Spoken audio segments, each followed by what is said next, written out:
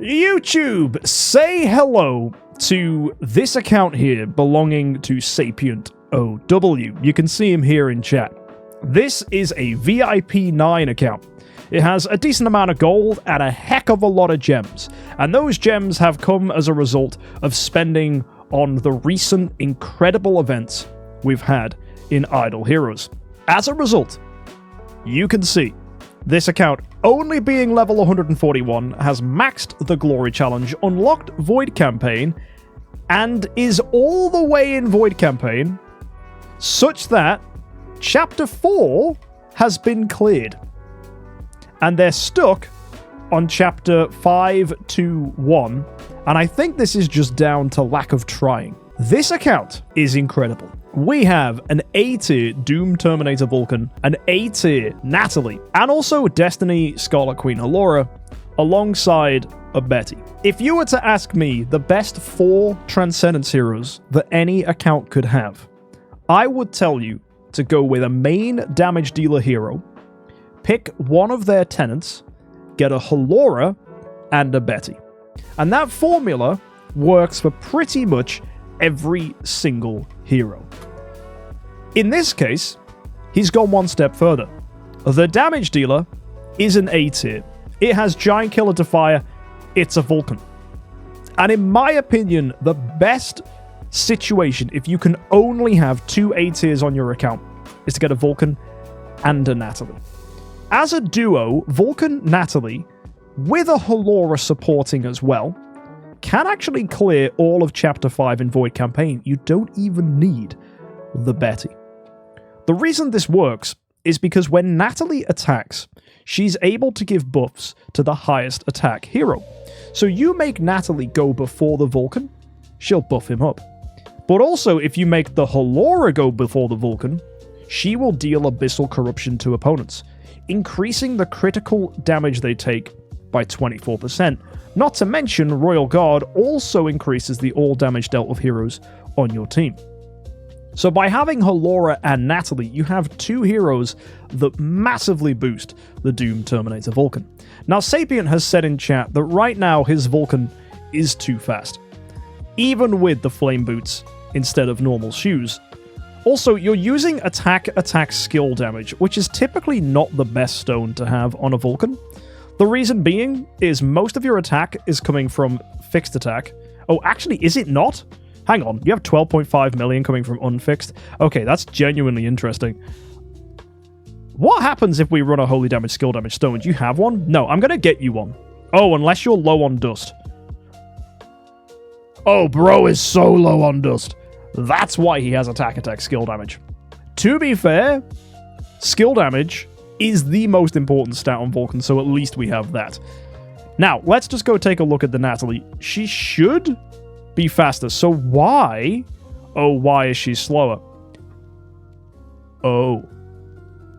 You don't have a speed stone. That is making you miss out on a lot of speed. Also, we have an extra 40 speed we could gain from enables here, and you couldn't roll it? That makes sense. Also, upgrading this armor is going to be extremely useful for you, because if you upgrade the armor, that's going to give extra speed as well. So some quick things that this account can immediately do to make itself stronger is get a speed stone on Natalie and on Halora. Oh, at least she's got a speed stone. Oh, Elusive Mirror as well. Very nice. Elusive Mirror is another thing that can help. That gives 75 speed.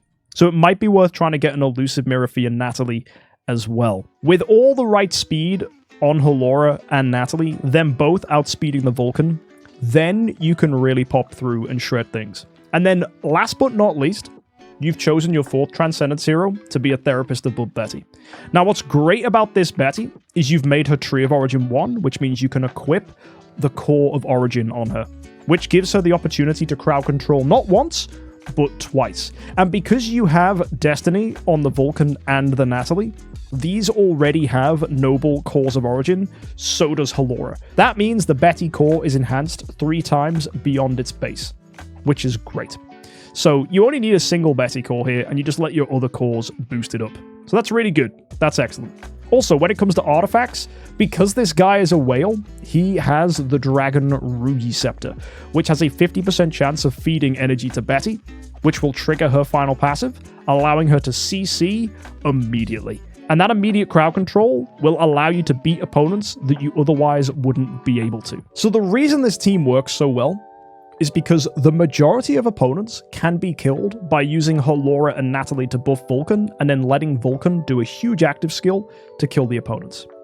Against certain enemies though, that strategy won't work. Against enemies that can mess you up, all you need is that one active skill from Betty to lock down the opponents, and then Vulcan's active skill will clear. That is it. So the only thing that's going to wreck you is going to be someone like a Tix who can steal the Vulcan's attack, and that's why you've got the Betty here, who can just immediately come in, crowd control that enemy, and that allows you to get that free pass to deal with the rest of the team. Now, another thing that you can totally have is a damage artifact, which is one thing this account doesn't have. Our friend here got very excited about the idea of running a fan on a Vulcan, so much so that he got a bit carried away in his whaley foolishness and decided to get the Fan of Love and Despair, which is the deific version of Gilded Purple Fan. This is not that great. I would have preferred a melodic strings here. Heck, if you had a deific melodic strings, that would have been huge. Melodic Strings is a much more powerful artifact that gives initial all damage dealt for your heroes, a whopping 50% increase at the start of the fight. And if you go ahead and make it stronger, you can have even more damage resetting with the Lingering Melody of the Universe, as this actually boosts your attack as well.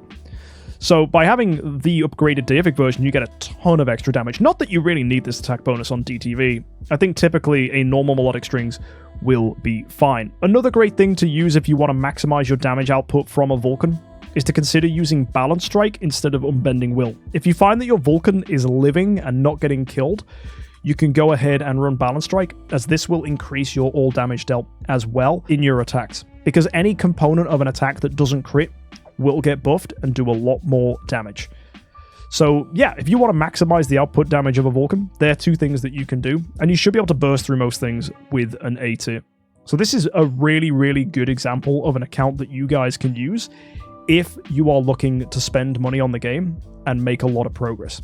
Now, for people who are free to play or budget that don't have that level of power, Vulcan can still be run like this, but instead of making Heroes Destiny like our friend here has chosen to do, you will just run a B tier instead, and you'll still choose to go with B tier Natalie and Vulcan, but you lack a lot of the firepower that you would otherwise have if you were running an A tier, because Giant Killer is so strong, it pretty much doubles your damage output.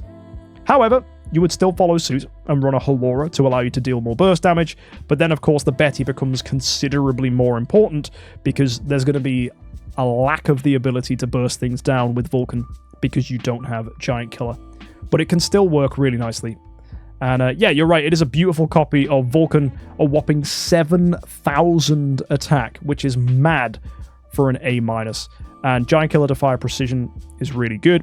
The only thing that would make this more interesting, in my opinion, is if it had skill damage as well. But either way, for an account that's only level 141, my friend here has definitely done really well. Some of the things I want to showcase as well for you guys who are looking to make a good account, you can see that he hasn't chosen to build Eos or Geista as a tenant for the Vulcan, instead opting for the non-transcendent choice, which is an Andrea.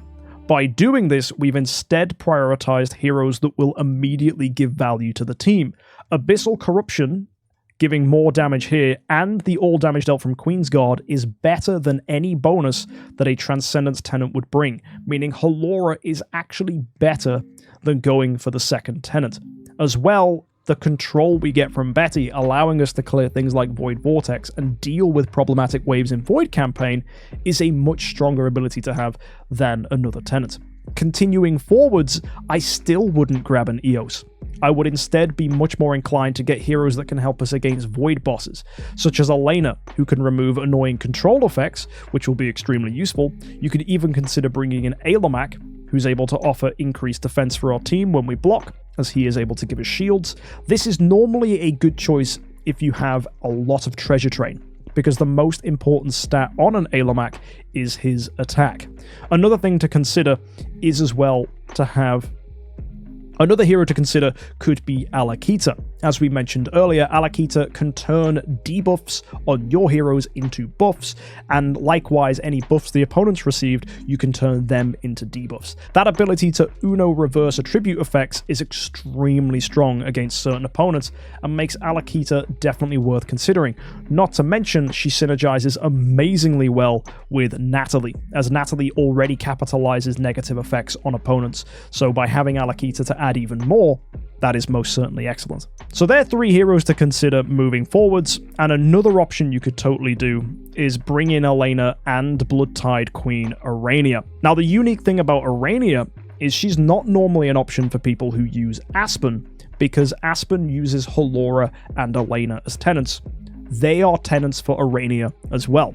So a lot of Aspen users don't get to enjoy using Arania for this reason.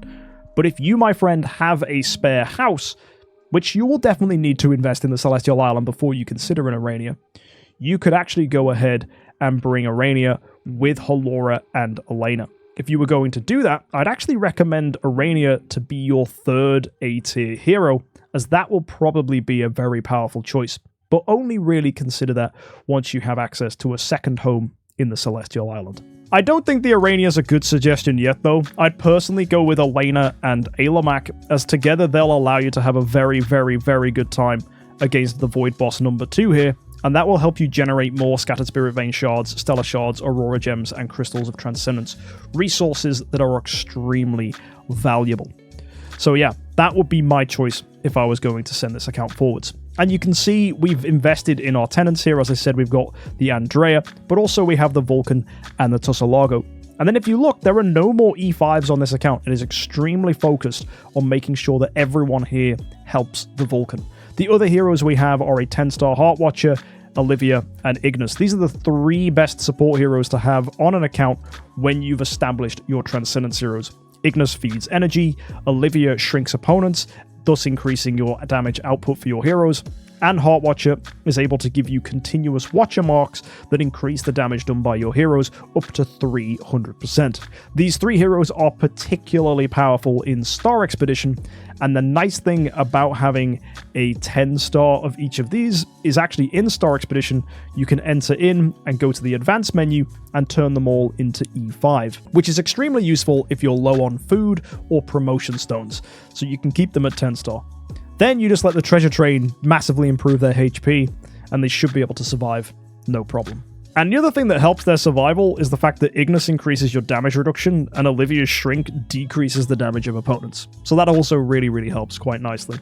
Now granted, if you void imprinted them, these abilities would become a little bit stronger, but that's not too important. It's only ideal if you're trying to min-max your damage output. But what you can do instead is E5 these, and then use the advanced feature in Star Expedition to take them up to Void 4. Therefore, still not using any Stellar Shards. So I just wanted to show you this account today as a way to show off what a good Vulcan account can look like. Granted, I know a lot of you at level 141 will not have this many resources, but our friend here is VIP 9, even though he's only been playing for a few months.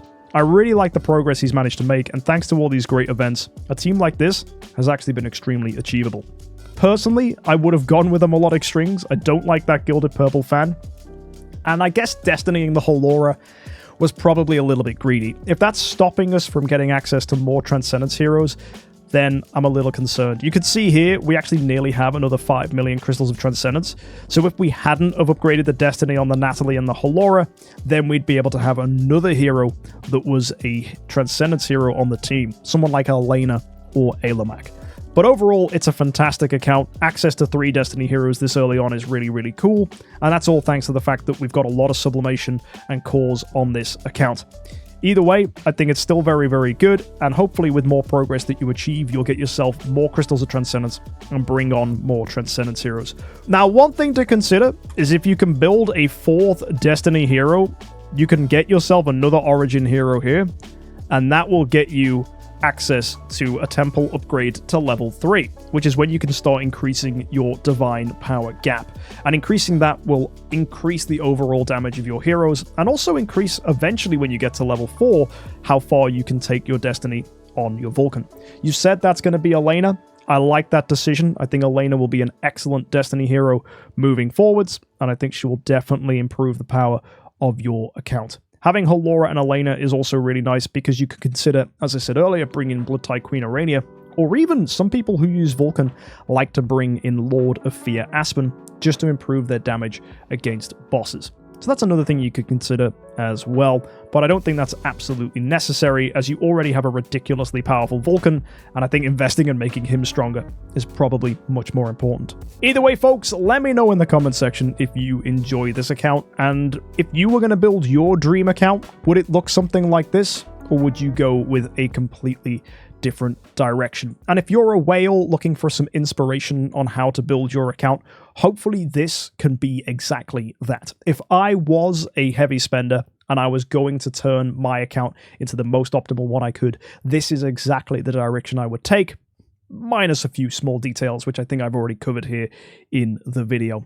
I like how efficient they've been with tenants, I like our support heroes, and I like our focus on having a main hero, a tenant, Betty, and Halora. I think they are the best possible for Transcendence heroes. You can deviate from that if you want. There are definitely reasons to against certain opponents. Heck, having a Freya can be useful in things like Star Expedition, but overall I find that formula works really well and is an excellent jumping off point when you're looking to build your team. Either way, guys, hopefully you found this useful. I'll see you next time, and of course, have an amazing week and happy idling.